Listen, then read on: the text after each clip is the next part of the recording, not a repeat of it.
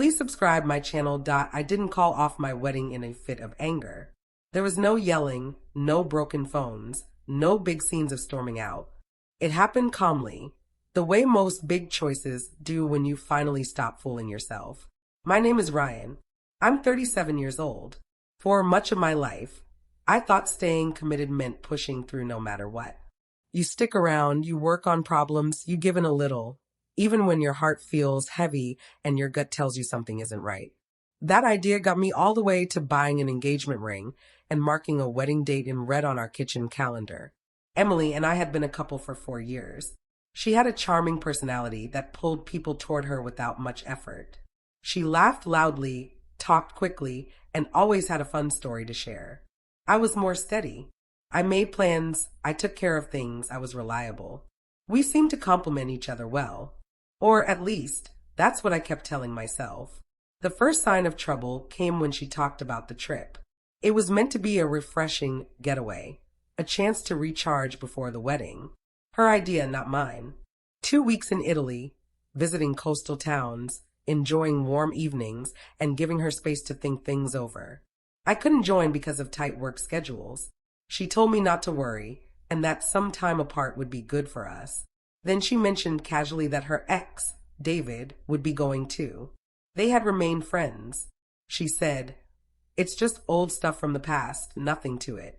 I remember agreeing while feeling a chill inside. I wanted to speak up and say it felt wrong, but I didn't want to come across as the jealous fiancé, so I kept quiet. If you've ever overlooked a red flag because you didn't want to seem controlling, like this story, or share it so others can see it too. During the first week she was away, our talks grew less frequent. Texts got shorter and phone calls felt hurried. When I asked how everything was, she replied, "Relax, Ryan. You worry too much." Those words hit harder than she probably meant. I didn't check her phone or question her a lot. I just paid attention. Her posts on social media showed more than her messages did. Pictures from late nights, glasses of wine touching, sunsets that looked too perfect to be random, and often, just at the edge of the photo, a familiar shape, David. One evening, I called her. It rang without answer. She texted about an hour later, saying she had gone to bed early. Right then, a new photo appeared online, 2 shadows on a balcony wall. One laugh I knew wasn't hers. I sat in the silence of our apartment, looking at the half-put-together wedding gifts on the table, and something changed inside me. Not rage, understanding. I saw that I wasn't just worried. I was being treated without respect. That's a key difference many guys figure out too late. I logged into our shared account for wedding plans, vendors, payments, guest list. I took my time reading each agreement carefully, like handling something delicate but already damaged. The next day, I began canceling everything. The flowers first, then the location, then the food service. Every phone call was polite and steady. By midday, the wedding was gone from all the records. By night, it was gone from my thoughts. If you think respect is more important than keeping up appearances, comment dignity below. Emily didn't realize right away. She was caught up in her own adventures that clearly didn't involve me much. When she finally phoned 3 days later, her tone was cheerful and relaxed. "Hey, stranger," she said. I told her the plain truth. No blame, no harsh words, just the facts. I had canceled the wedding. A long, shocked pause followed. "You're kidding," she said at last. "No, I'm not," I answered.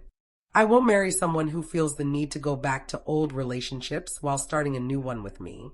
She cried. She argued. She downplayed it. She said I was making too big a deal out of it, that nothing serious had happened, that I should trust her. But real trust isn't ignoring things, it's noticing them. Before we hung up, I said we could talk when she returned. Not to patch things up, but to end them properly. If you've ever been called overly sensitive for setting limits, comment below. Was Ryan correct to cancel, or should he have waited longer? Share your views. Weeks went by with no contact. Then one night my phone rang. Emily's name showed on the screen. I wasn't prepared for what she said next. Her voice sounded softer than usual, almost unsure. "Ryan, can we talk?" she asked. There was no big laugh, no usual confidence, just a quiet openness that surprised me. I didn't reply right away. I let the moment sit. After 4 weeks of quiet, this felt different. I had used that time to think deeply, reflect, and rebuild the parts of myself that had been linked to a future that wasn't true. Why now? I finally said. I made a mistake, she admitted. There was a break, as if she was choosing her words carefully. I shouldn't have taken that trip. I shouldn't have spent time with David. I see that clearly now. I wanted to say this earlier, but I didn't know how. The surprise wasn't just her apology. It was the real honesty, a rare moment of seeing her own actions clearly, something I hadn't heard from her much before.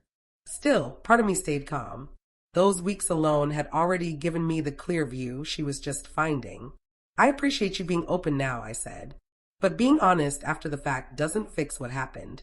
I've already moved forward in my thoughts, and I've taken steps to protect myself. A heavy silence came, deeper than any fight we'd had. I could hear her breathing, almost sensing the worry under her calm tone. I just wanted you to know, she said softly. That was the unexpected part, the call that wasn't begging or full of drama, just a late admission of truth. I breathed deeply.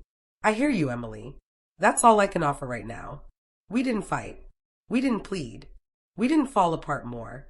We just accepted the situation we had both created. Sometimes the strongest moments aren't loud actions. They're about seeing the truth clearly and accepting it. Those weeks of no talking had said more than any conversation could. I thought back on the recent months, the joy of planning our life together, the little everyday habits that once felt normal, the shared laughs now mixed with doubt. I had cared for her deeply, yes, but I had also valued myself.